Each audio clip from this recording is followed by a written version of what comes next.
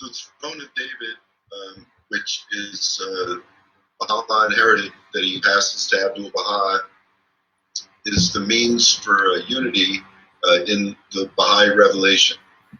And in the Kitabiyat, Baha'u'llah states not to make the cause of unity a cause of disunity, and the cause of order the cause of disorder. So the dual successorship is the throne of David, which is the guardianship of Aksan, or branch, which is symbolized by a rod of wood. And on the other hand, we have the Alim, the rulers and learned in Al-Baha, which is the rod of iron, who will eventually elect the council of the House of Justice that has the descendant of David as the president. And this rod of wood and this rod of iron come together and form a rod of gold, which is the promise in the covenant that our community of people will receive divine guidance from God by receiving our rays of the Holy Spirit. And Abdul Baha states that in order to receive our rays of the Holy Spirit, we have to do three things: live the life, which means love all the people of the world and the oneness of humanity, hating no one; teaching the faith, which means being happy in times of diversity and calamity and transformations and crisis; and the other thing is firmness in the covenant. So firmness in the covenant, at the minimal part of it, at least means recognizing the successorship of the line of unity, which is the guardianship of the faith. So according to the Baha'i writings, the believers that are not deepened in the covenant and successorship are deprived of receiving their rays of the Holy Spirit. And so when they recognize the point of unity,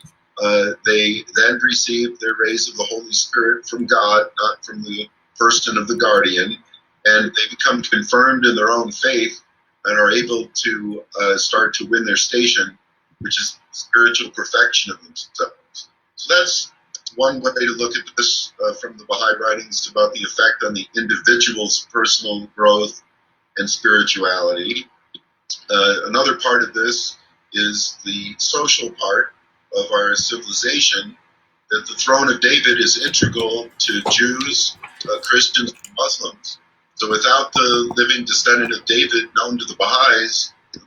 are not able to unite themselves as one people. So we see 7 different main Baha'i groups that are of different persuasions regarding the succession of the line of unity of the guardianship being the presidency of the House of Justice. And they're unable to explain the Baha'i faith to Jews and to Christians and Muslims, because their prophecies of the other holy books, including the religions of the East and indigenous faiths, indicate that the throne of David will be the sign of God by which all the people of the world are to recognize Allah's true universal House of Justice.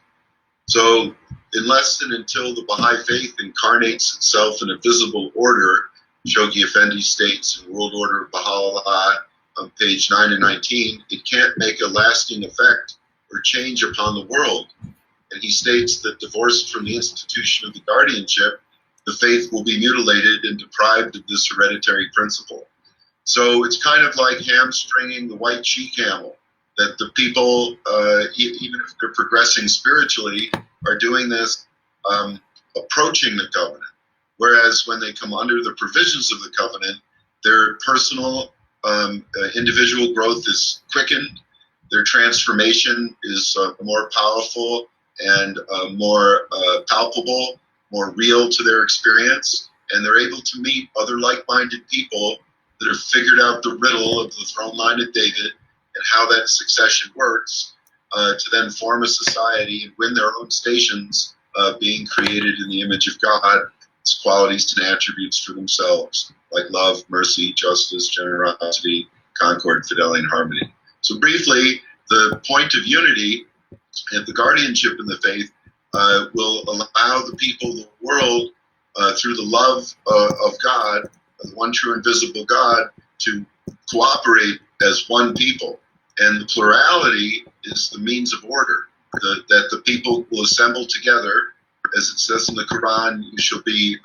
called to a meeting to discuss that upon which you differ. So in order to talk about our differences, we have to have Baha'i consultation, parliamentary procedure, the 5-step process, Shoki Effendi, and come together in meetings with each other to then be able to receive God's guidance in groups of 2 and 3 and councils under the covenant to be able to promulgate this great important theme today, which is the oneness of the world of humanity.